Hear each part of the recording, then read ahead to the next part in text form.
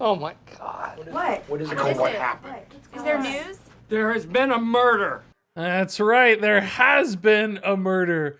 And it turns out a handful of Darkmoon Faire cards murdered their predecessors like Sword Eater and Arathi Weaponsmith. Some of these new cards are just better in seemingly every way than old cards. And yeah, I want to talk about some of the cards just got slaughtered by the ever-increasing strength of Hearthstone cards. Now, before I get into it, I'd like to throw it over to our sponsor for this video, Displate, who has some pretty nifty Hearthstone stuff to share with you all. If you don't know Displate, you're in luck because they make one-of-a-kind metal posters featuring artwork from all your favorite stuff, whether that's Hearthstone art, like Ragnaros, or if you want some other Blizzard games, guess what? You get an Overwatch Displate as well, hanging on your wall. Show your love for Diva, or, you know, maybe an unnerfed Jaina, for instance. Whatever you're into, I promise Displate's going to have something that looks amazing in your space. And the cool thing is, it's super easy to mount. As my beautiful model, Mrs. Kilbin, is about to showcase, it takes maybe 15, 20 seconds. You put the magnet on your wall, you hang the Displate up, you can swap it out with a different one. You want to move to the Snow Flipper Penguin today, it's super duper easy and it doesn't damage your wall at all. The art looks amazing. Displate cares about the world. They plant a tree for every Displate they sell. So check out the description below for a special link to browse different Displates right now. I'm sure you'll find one to love, whether that's Hearthstone or otherwise. I'm not here to judge. Just find the perfect Displate for you. All right, so I don't know if you're going to want a Sword Eater Displate on your wall or not, but we are going to talk about it in this video because Sword Eater is way, way stronger than Arathi Weaponsmith. Now, before I go on, I want to issue a few things. I'm not really making any sort of value statement about power creep in Hearthstone or whether some of these cards are power creep. A lot of you will have very animated discussions, I'm sure, in the comments about what exactly constitutes power creep. I'm just identifying cards that are pretty dramatically stronger a vast majority of the time in Hearthstone. I'll let you take it from there as far as what that means for the health of the game. So for instance, Sword Eater, right? It's got 7 total stats. Arathi Weaponsmith only has 6 total stats. That's a boost. It's got Taunt, so a nice little defensive keyword there on top of the Weaponsmith. And its sword is a 3-2 instead of the 2-2 off of the Weaponsmith. So 3 ways in which Sword Eater's just much, much better. Oh, wait, what's that, Regis? It's also a pirate? Yeah, indeed, it is also a pirate. It's got some tribal synergies, which may end up mattering for this card as well, although it certainly doesn't need them. And what's the difference between these? Well, Sword Eater is being played in all warrior decks, basically, because it's just such a strong card, whether you're using it defensively, tempo, or just using it as an aggro card with lots and lots of pressure via this weapon and stats. It's great across the board. Weaponsmith is a card I don't think I've seen in a constructed Hearthstone deck in forever. So these multiple changes certainly make the difference. Sword Eater, one of the standout cards so far in Darkmoon Faire. Weaponsmith, totally forgotten.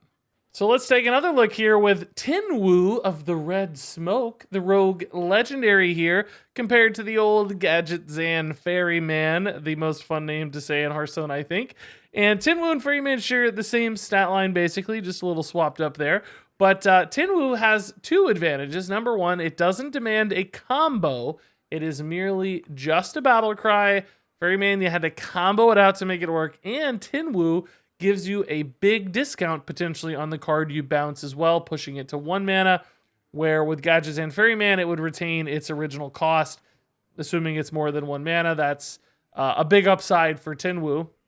So you can bounce back some really big stuff to hand, make some crazy plays off Tinwu, and that's exactly what's happening with this card. Now, Gadgets and Ferryman really only ever saw play in one very specific world, which was with the old Quest Rogue that bounced cards back to hand, whereas I think Tinwu will probably be a staple in most Rogue decks moving forward, because this is a really powerful, flexible card. Now, of course, Tinwu's a legendary, unlike Gadgetzan, but nonetheless stands out in various ways. He's clearly murdered the Ferryman here.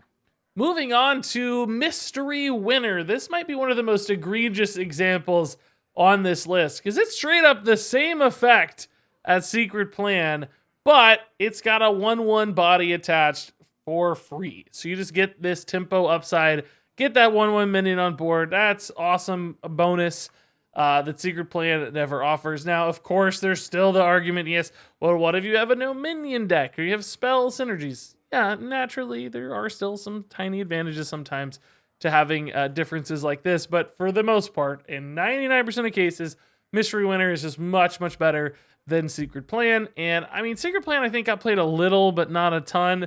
Whereas Mystery Winner, I think, will be a great card for a variety of hunter lists moving forward. Just getting that discovered secret in a pinch, finding exactly the card you need for the moment is great. And it's certainly not a bad card to play on turn 1 either, just to get things rolling and start enabling your secret synergies, of which, of course, Hunter has quite a few. Moving on, it's our buddy, the Chillwind Yeti. That's so sad, man. Such a staple of old school Hearthstone.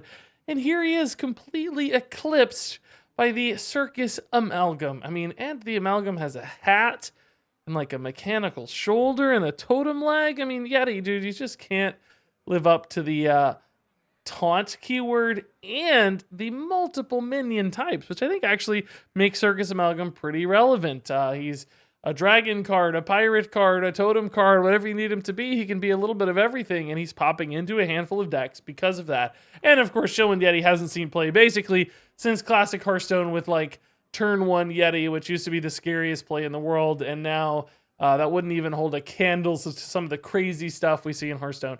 So no surprise here, Chillwind Yeti has been outclassed quite dramatically by the Circus Amalgam. Not necessarily a bad thing. I think it's a fine power level standpoint from Circus Amalgam, but clearly a much, much, much better card. Next up here is the Wriggling Horror card. I gave 5 stars in Darkmoon Faire. I don't know if it's going to be a 5-star card just yet, although it's kind of close. It's been played in a lot of aggro decks. But compared to the old Shattered Sun Cleric, which used to be played a lot in Zoo Warlock way back in the day. Certainly hasn't seen much play lately, but still part of that basic set hanging around as a possibility. But with Wriggling Horror in the world, I just don't see why you'd ever need a Shattered Sun Cleric. This is 1 mana cheaper, and it gives twice as much buff as the Shattered Sun Cleric. Now, of course, the Shattered Sun Cleric is targeted, whereas the Wriggling Horror is adjacent, which very, very occasionally could prove to be some kind of downside, but again, 99% of the time, the Wriggling Horror just has way more output than a card like Shattered Sun Cleric, and it does it at a much cheaper mana cost as well. Now, clearly the stats are different, but so is the cost, so Wriggling Horror is just a much more efficient follow-up to those, tempo or token style boards, making it a pretty high output and high power level card, and much, much better than even Shattered Sun Cleric used to be in its day, I would say. So next up here, we have Malevolent Strike versus Assassinate. And, I can't really ever remember a world where Assassinate saw much play. 5 mana, destroy something isn't really that good in the scheme of Hearthstone. But Malevolent Strike, that's very easy to say, outclasses it in a couple different ways. Number 1, it gets cheaper, which is, of course, fantastic, making it a much higher tempo and higher efficiency play as long as you've got some shuffle stuff going on. Malevolent Strike's cheap. Toss in a Cthulhu. This is 1 mana right off the bat. Hey, that's really nice. And could be a big swing on board. Beyond that, you can actually use this to destroy friendly minions as well, whereas Assassinate has this limitation that it's only going to target enemy minions, which, again, a vast majority of the time could provide some upsides. You need to kill your own Death Rattle or something. It's possible with Malevolent Strike. Assassinate wouldn't allow you to do that. So, occasional downside. Of course, off of random generation effects, you might prefer the Assassinate so it doesn't accidentally, kill your own Yogg or something. But for its use case being run in a deck, Malevolent Strike is just so much better than Assassinate, and there's really no debate there. Moving on here to the Darkmoon Dirigible. This might be one of the bigger distinctions here as well. It's just so much better than Scarlet Crusader, and you don't even have to corrupt it to make it better. It's a 3/2 Divine Shield mech at a base compared to a 3/1 Divine Shield with no minion type. It's just higher stats. It's got a tag upside. That's fantastic. And then the real upside here is that it can gain Rush, which makes it really, really good compared to Scarlet Crusader. So a handful of ways this card stands out way above the Scarlet Crusader. And you know what? It's still not even that great of a card. It's not even that good. It's fine. I've seen it tossed into a list, but not a great constructed format card, which is crazy because Scarlet Crusader, another card that used to be run in Zoo back in the day. Darkmoon Dirigible, much, much better. Still not even good enough to really make an impact on the meta. That's kind of crazy to think about.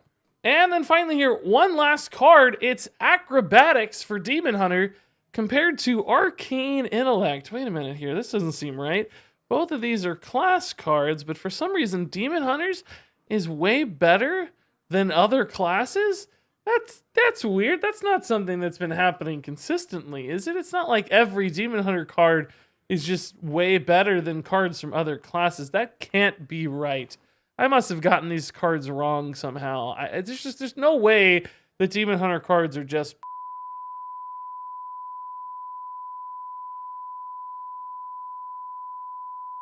Yeah, there you go. That's it, guys. Man, that actually went pretty fast. Not a lot to say here. These cards are just better cards.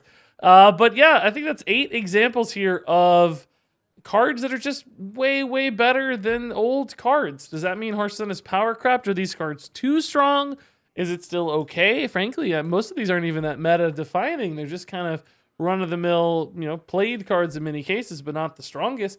So what does that mean to you? Do you think Hearthstone cards have gotten too strong? Should we revert these old cards? Should we buff these old cards so that they're more in line with what Hearthstone can be? A lot of these are classic and basic cards. They've teased a rework of the classic and basic set. Maybe these will get bumped up to live up to the expectations set by modern cards.